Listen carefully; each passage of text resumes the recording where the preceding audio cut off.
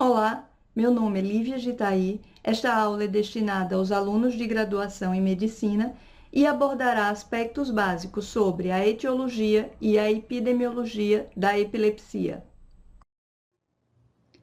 A etiologia da epilepsia está relacionada a uma combinação de fatores genéticos e de fatores ambientais, em que o peso da genética ou dos fatores ambientais vai depender do tipo de epilepsia.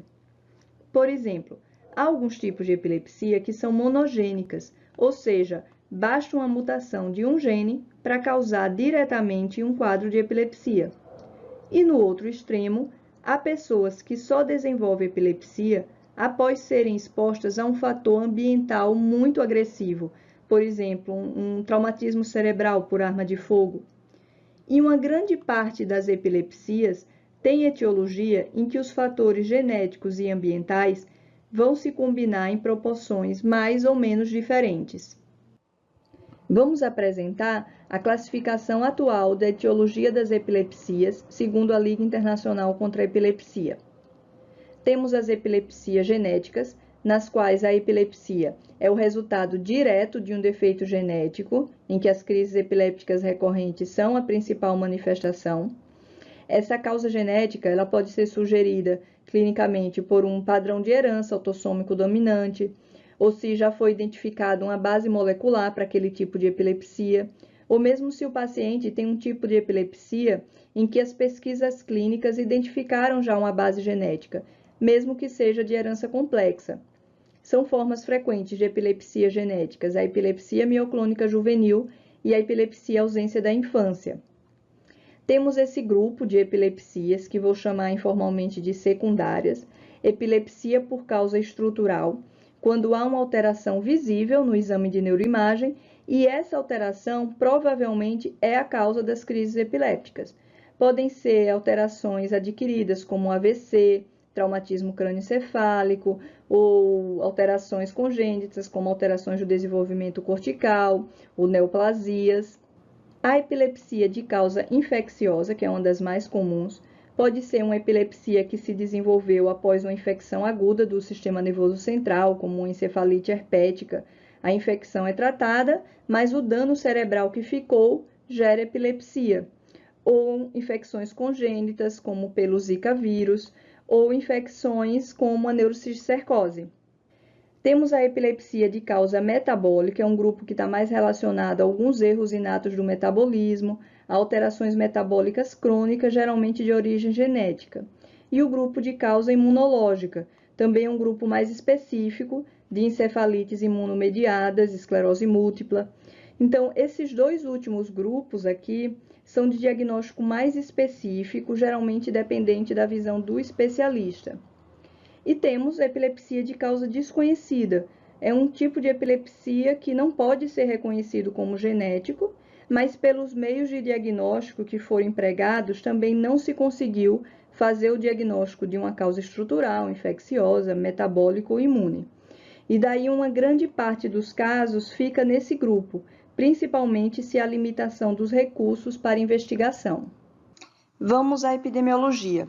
Uma em cada 10 pessoas vai apresentar alguma crise epiléptica durante a vida. Mas como vimos na primeira aula, nem toda crise epiléptica implica no diagnóstico de epilepsia.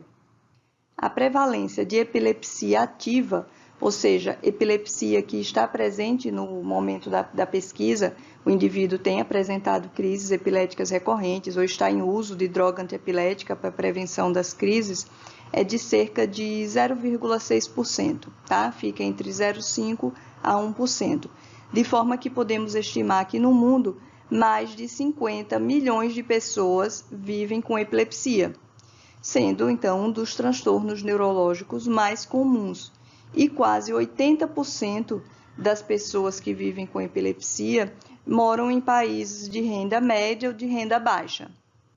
Observe o resultado dessa meta-análise. Prevalência de epilepsia ativa, 67 estudos analisados, a estimativa é por 1.000, então aqui transformando por 100 e arredondando, uma prevalência de 0,64, então muito parecido com o que a gente já viu. Tá? Prevalência de epilepsia na vida, 56 estudos, 0,76, não tem muita diferença. Agora, observem a diferença de prevalência quando considerados separadamente os países de renda baixa e média, que com a prevalência de 0,87, e países de renda alta, em que a prevalência é de 0,5. Considerei esse estudo bem interessante, vou mostrar a vocês por quê. Na primeira linha, epilepsia na vida, países desenvolvidos, é a prevalência que a estimativa é por 1.000, então transformando, arredondando, em torno de 0,6. De epilepsia ativa nos países desenvolvidos, é prevalência em torno de 0,5. E até aí nenhuma novidade em relação ao que já vimos. Mas vejam só isso, os autores separaram a prevalência nos países em desenvolvimento da população que vive em área rural e a prevalência da população que vive em área urbana. E aí fica patente a diferença de prevalência entre essas populações. Tá? Chega ao ponto, aqui no caso de epilepsia ativa, a população de área urbana tem uma prevalência praticamente a mesma da prevalência de países desenvolvidos. Tá? Então, por isso achei o estudo interessante, para mostrar as diferenças dentro de uma mesma região, pois as regiões em desenvolvimento elas são caracterizadas também por populações que vivem em condições de muita desigualdade. E a incidência de epilepsia, ou seja, o número de casos novos por 100.000 habitantes? No geral, a taxa de incidência de 60 casos, sendo que nos países de renda baixa ou renda média, a incidência é quase 3 vezes maior do que nos países de renda alta. Vejam os dados nesse gráfico, os países e a taxa de incidência. Os países mais ricos, com taxa de incidência próxima ou bem inferior a 50 casos a cada 100.000 habitantes. Então, por exemplo, Estados Unidos, Islândia, Reino Unido, Suécia, enquanto o Peru, Egito e Uganda apresentam uma taxa de incidência bem superior. Então, eu vou deixar 2 perguntas para vocês. Diante do que vimos e do que vocês vão estudar sobre etiologia e epidemiologia, qual seria a causa ou as causas prováveis para os países mais pobres apresentarem uma maior prevalência ou maior incidência de epilepsia? E a segunda pergunta, há variação na incidência de epilepsia de acordo com a idade? E por que sim ou por que não?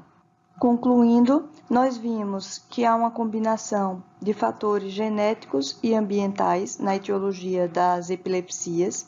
Nós vimos a classificação etiológica das epilepsias de acordo com a ILAI, em epilepsias genéticas, epilepsias de causa estrutural, infecciosa, metabólica, imune e de causa desconhecida. Nós vimos que cerca de 10% das pessoas vão apresentar pelo menos uma crise epiléptica na vida.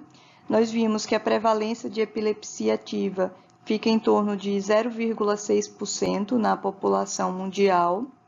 Nós vimos que a taxa de incidência é de cerca de 60 casos por 100.000 habitantes e que essas taxas são maiores em regiões de renda média ou de renda baixa.